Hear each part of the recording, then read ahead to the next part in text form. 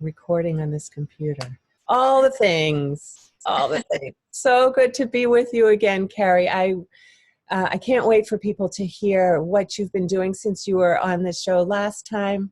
I know that you're always shifting your focus.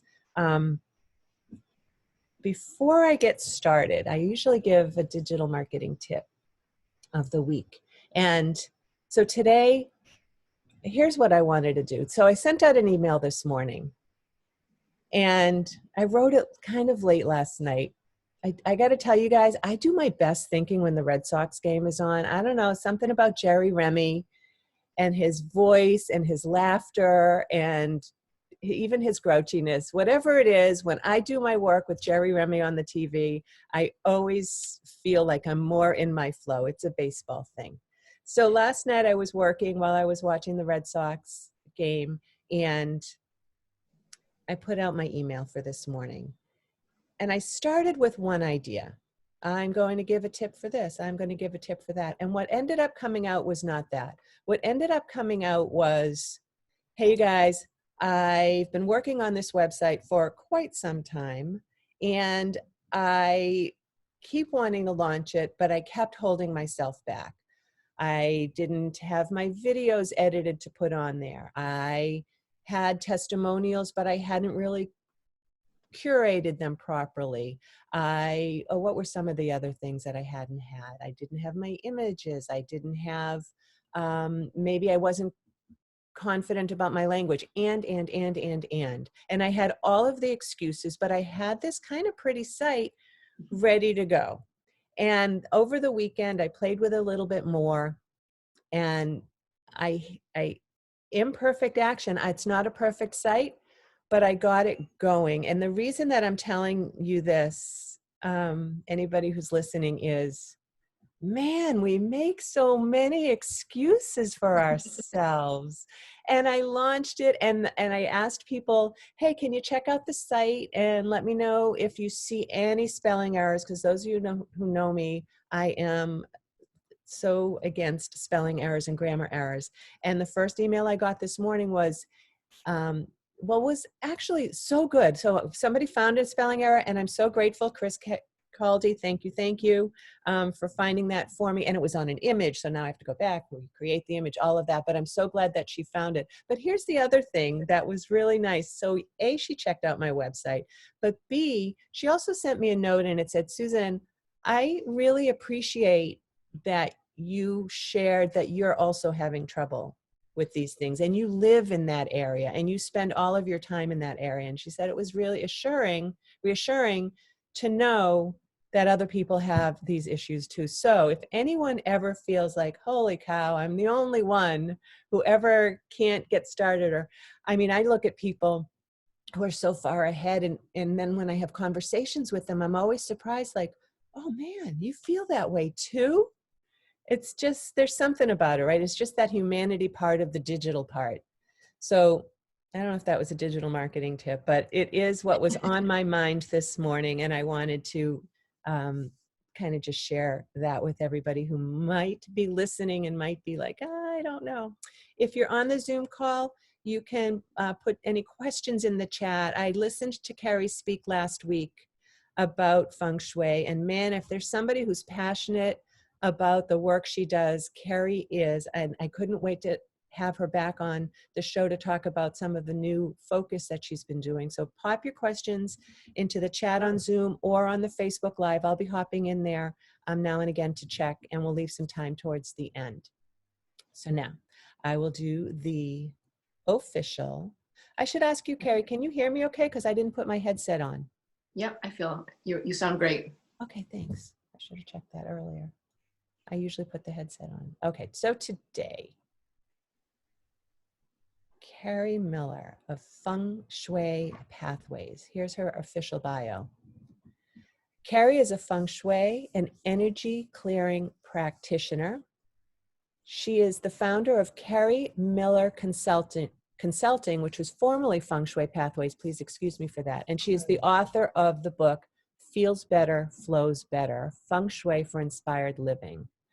As I mentioned, she's been passionate about showing people how their surroundings impact their energy, their mood, and how much money they make, and so much more. Kerri believes that when you're in an environment that feels good, you're better able to thrive, which means you show up more fully in parts of your life, at home, at work, in your relationships, and that when you do, you get more back. She'll tell us more about how she works guiding on-site and virtually, and over a period of time, she guides her clients to help them implement changes that they need to make in order to go through the process with support. When I asked Kerri what her superpower is, she said, indeed, her superpower is showing women how to arrange their surroundings so that the surroundings will help support their joy, ease, and prosperity. And today we're going to talk about calming your space so it helps quiet your mind. Thank you so much, Kerri, for being here. Thank you for having me. I'm always so excited to talk about this topic because I think it's an interesting topic. You know, I think most people have it on their radar a little bit. They've heard about it and they're kind of curious about it, but they might not understand it fully or how to make it, apply it in their own lives. So I love coming here and talking about it and sharing it with people. Nice. I'm so glad you're here. So last time we had a nice conversation about this, and people can go back and see the original video. But I know that you're now you're Kerri Miller Consulting, and you're going into. It seems to me your business is evolving as you evolve. Absolutely. Right. Yep. Tell me a Yep. little bit about that. Yeah. So I have realized over the years, you know, it's easy to serve everyone with Feng Shui. You can fix every problem that comes up. But it's also hard to communicate all the ways that you can work with somebody or to really connect with a client that is, you know, perfect. And so I've been doing a lot of, you know, inner work, thinking about who it is that I love to work with and what I want to help and heal most for people, help people heal most. And so working with female entrepreneurs is really a passion of mine because I am one, number one, so I can really connect with them on a lot of different levels. And number two, I find that they really are, you know, they don't just talk about making changes. They really dive in and do the work. And they are passionate about making sure that they are setting themselves up for success. And they want to make sure that they use all the tools available to them to assure that. And Feng Shui is one of those tools. So and I, you know, one of the things that I share with people is how in subliminal ways, your environment can really be undermining your success and your ability to thrive. And, you know, as people become aware of that, they are able to make shifts and make adjustments that help support them more fully. So do you have, what would be an example of that, for instance? So many of the people that I seem to have in my audience, I think we're talking about a few different types of female entrepreneurs. So we have the people that go into their office and they have their outside office. We can talk about different things, which is in a different place. Many of the people also that I seem to run into are solopreneurs with home offices. I'm looking at, I think you work from home, right? Like what's behind Absolutely. you is so Yeah. pretty. And Thank it you. just makes me feel like, oh my gosh, she goes to her desk and it looks like a vacation. It's not quite like that. But it does help, you know, to kind of set the tone and the energy of the space. So for sure, I'm very conscious about that because I know for me, especially, I'm very sensitive to the environment. And if, you know, if it feels otherwise and it feels cluttered and it feels confusing and I haven't closed things up at the end of the day, then it impacts how I show up the next day. So it really does influence how I'm able to show up. So give me, now what you just said, I have a few questions because we talked about this last week too. So what you just said that made me curious was you said close things up to set yourself for the next day. Now, do you mean physically? I mean, I know a lot of us make our to-do lists or we, you know, shut our planner, shut our computer, but do you do something physically that sets you up for the next day?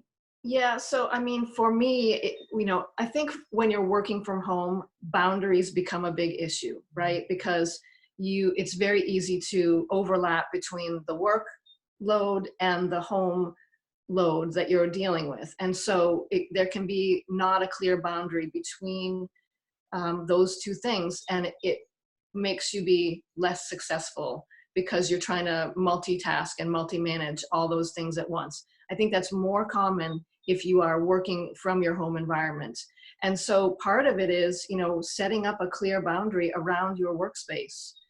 Even if you're working at the dining room table, knowing that, it's during the day, it's your workspace, and in the evening it gets closed down and it becomes the dining room space again, so that your family can come together as well.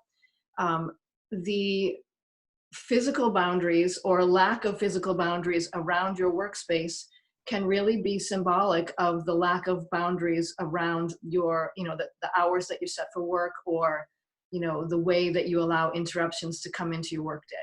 Does that make sense? It does. Tell me more, though. Yeah, so it's, if you don't have a door to close, like when you leave to go to a workspace that's off-site, you leave all of that home stuff behind. So you're not as prone to looking at, you're not distracted by the home clutter, or the fact that there's laundry to do, or that the kids are in another room and making noise. So the more clear physical boundaries that you can set around your work, the easier it makes for you to show up and focus. And even how you set up your workspace in front of you, and around you, can set the tone for how focused you are on the task at hand in front of you. That's probably one of the biggest things that we look at in terms of feng shui for a workspace, is how to help you focus on what's important, so that you can really get it done, really put 100% into it, and then step away from it and not be reminded of it. So there's lots of different ways we look at that. Part of it is decluttering your space. Mhm. And part of it is setting yourself up energetically so that you're not energetically distracted by what's going on in the room. So what would that look like? I'm looking around at my space here, especially so in my work day, all of my attention is on the computer all of the time. So I tend to, everything else kind of gets grayed out. So I have my computer space and I have a notepad to my right to keep my notes.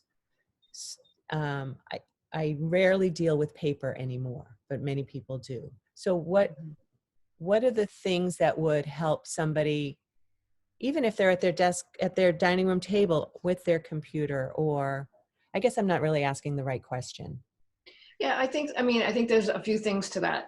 First of all, clearing your workspace so that you're focusing on the priorities. So maybe you have 2 or 3 different projects going on. Yeah. Maybe there's a stack of invoices to pay, and maybe there is some client work to follow up on, and maybe there's an email to get written. Those each have, a different task. And so, clearing space to do each one of those things. I think really creating space to do the work is the biggest challenge that people working at home have. Yeah. A lot of times they're carving out a little corner of a room to get their work done, rather than, it's reflective of how successful you are. Because if you're just working in that little tiny corner, how successful can you be? How successful can you feel when you're in that little space? And how easily can you spread out to complete each of the tasks that you need to complete at the, by the end of the day? So if you, number one, give yourself space to really do the work, and really allow yourself to show up the way you want to be seen in the world. It's a reflection. When you walk into a workspace, or sit down at your desk, that space has an energy about it, and it kind of sets up the energy that you'll carry throughout your day and how successful you feel. If you're in a tiny closet with your desk set up in there, and you're hiding from your kids who are in the background, making noise, and just trying to eke in a little bit of work when you can, that's certainly reflective of how you're feeling energetically about yourself and how, your priorities are set around work. And that sends a big message out to the universe that, the universe responds to that. And by the way, that's my own personal example, because I've been there, years ago when my kids were younger. That was how I started, carving out that little space. But as I wanted to grow and expand my business, it was clear to me that my workspace had to evolve with me. And it made me feel more auspicious, more deserving of the clients and the work that I was calling in. And so creating that space that allowed me to live in that energy of where I wanted to ultimately end up was really important in, in creating the energy of success and reminding me of the potential that's there. I feel like I'm like going in a lot of different angles, but That there's so was so much to it. perfect. I love that, creating the energy of success. And I loved that you used the word auspicious. So, right, like I guess that's kind of an affirmation. I'm worthy of this space. I'm worthy of creating what's going to happen. In fact, I'm already there, right? I am Right. already successful. I am already creating having abundance. Yeah. And if I could, in Feng Shui, we look at that in a really, not only an energetic way, but a physical way. There are more auspicious ways to set yourself up in a room that really allow you to be looked at with more respect and appreciation by others, and also allow you to feel more worthy of that position. We call it the command position. So if you can arrange your desk in the command position, it literally energetically supports, your auspiciousness. And if you think about walking in, in a corporate setting, walking into the CEO's office, they are often set up in that, that big, powerful desk. And, you have to approach them from a vulnerable angle. So it's all about kind of, if you can harness those energies that are around you and set yourself up in a place where you're fully supported by that energy, you can really shift, the amount that you can receive and succeed. So it's powerful stuff. And there's lots of layers and lots of ways to look at it. But I think, in general, people don't even think about this. And so that's my mission, really, is to make people start thinking about how much more they can excel if they consider their space. Okay, so you've mentioned one thing. One is where you're sitting in the Yeah. room, right? And I know that the other day you talked about, being able to see the entrance and to envision the flow of energy coming towards you. Yeah. So, Some of the other things, let's say we're in an office, we have an office and we're happy with it. What else would we do in that physical space? well, I think, just to kind of follow up on that command position, the ideal goal or your body naturally relaxes if you have a solid wall behind you. So, your central nervous system will just kind of, we were talking about trying to create ease and calm to help you succeed. That's one of the first ways to do it, is if you can have as solid of a wall behind you as possible, it allows your central nervous system to stop sending out feelers behind you. And that's so powerful, because then you're using less energy during the day, and then you're able to focus more clearly on what's in front of you.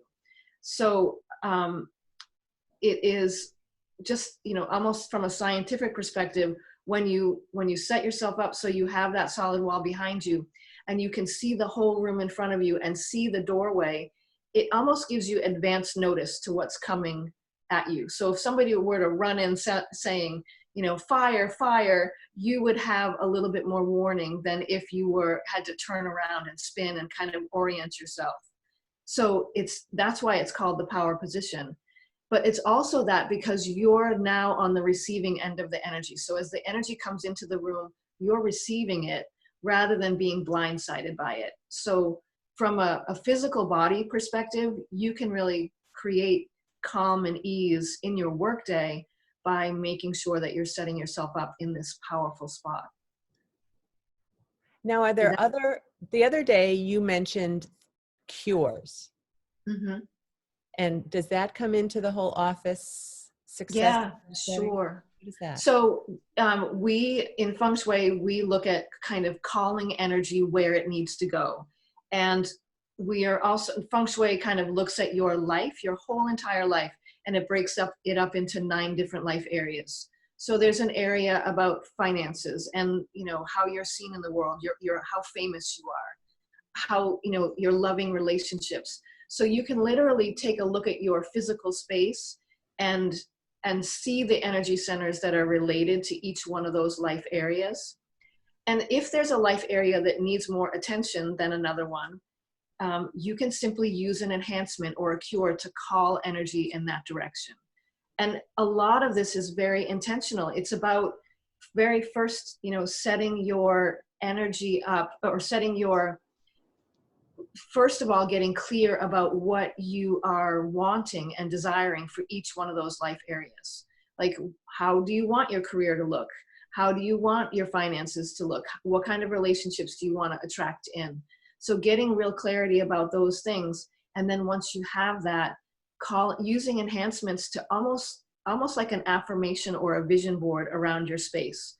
You know, if you want to be seen as somebody who is generous with your finances, you know, then maybe you would, you know, bring in a statue of Mother Teresa, who was always generous and not, you know, connected to finances. Or, you know, there are lots of different ways that you can personalize that feeling of calling in the energy that you want.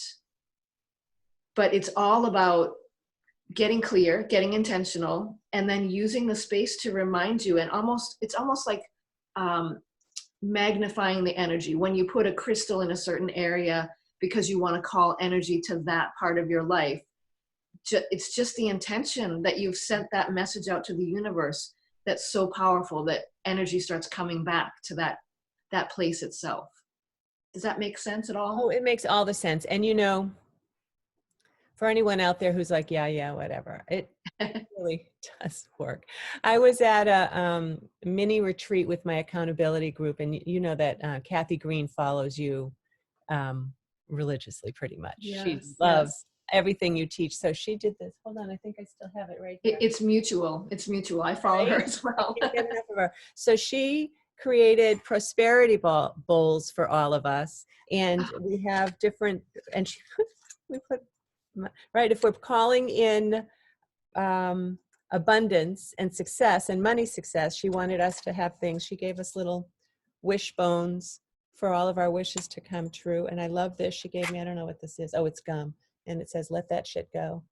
I love it. Right?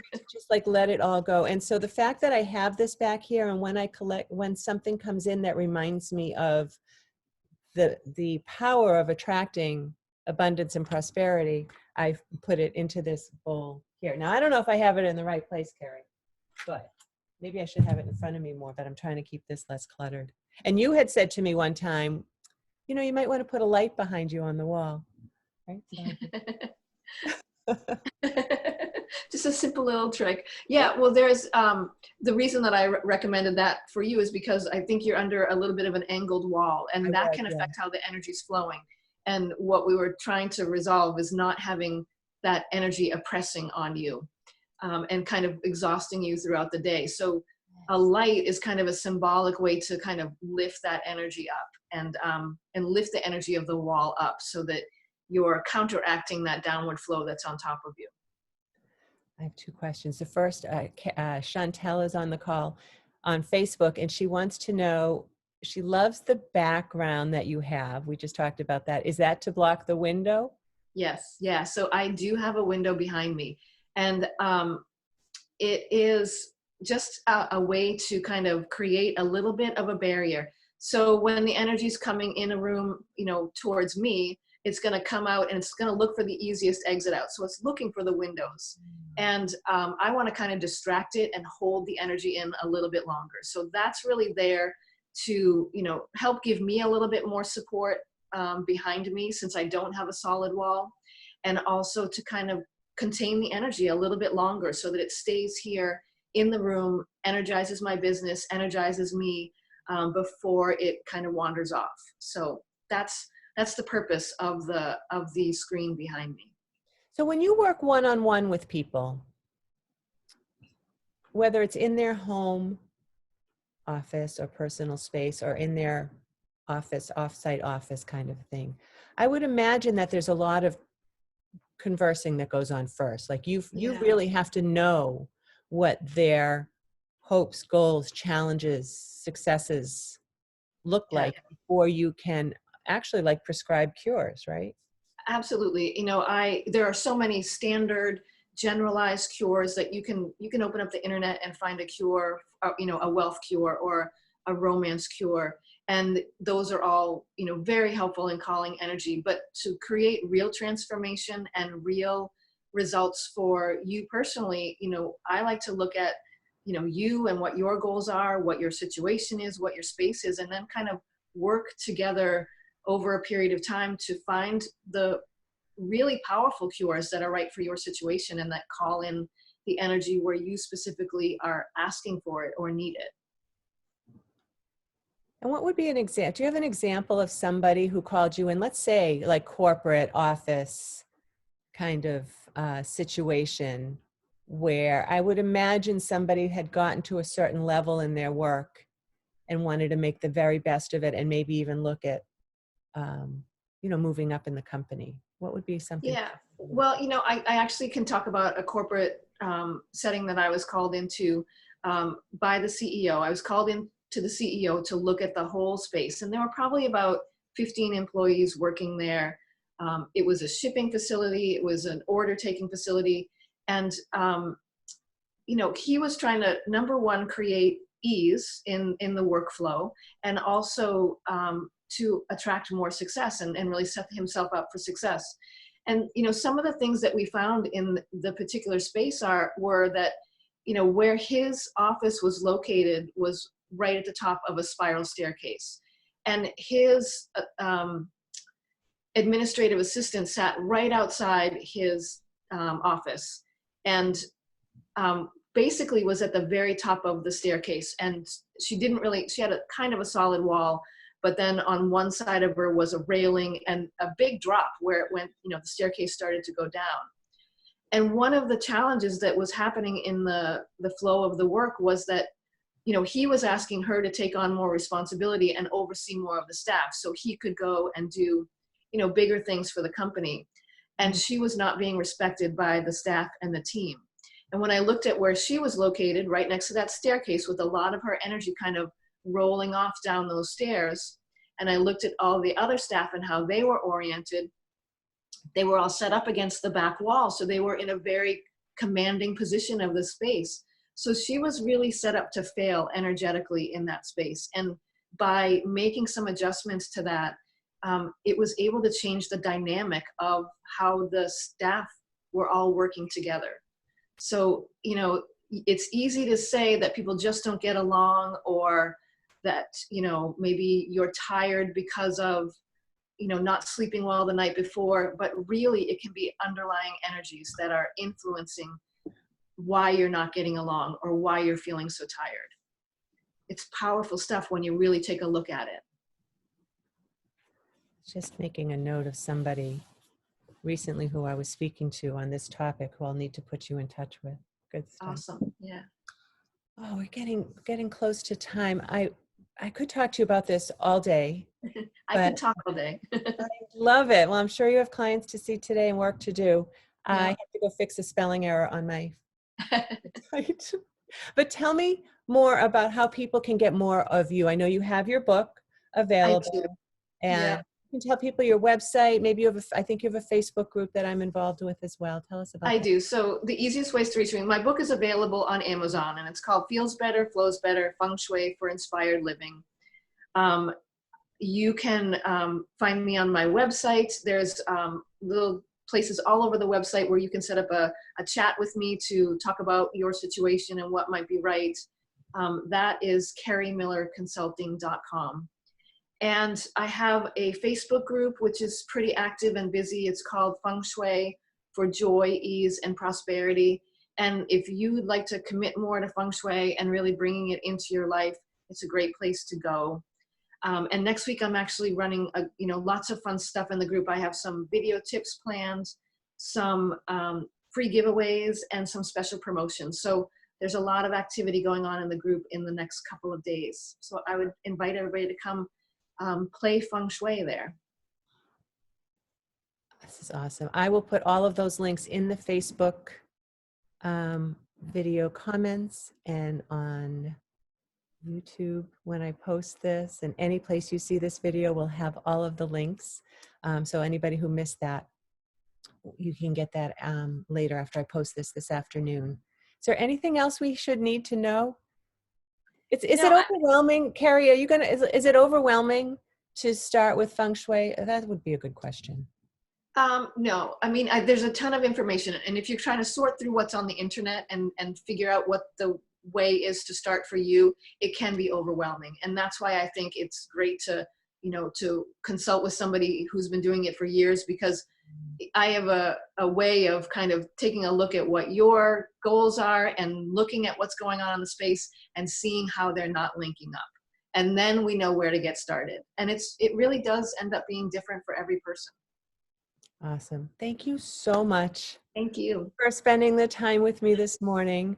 Everybody go check out Kerri and all the places that I'm going to put the links at. I think you'll love it. And I know you do a lot of lives on your Facebook group too, and you do a lot of advice giving. So you guys, if you're even a little bit curious, go ahead and join the group or get on a call with Kerri to talk about your situation, because you will not regret a second of that time.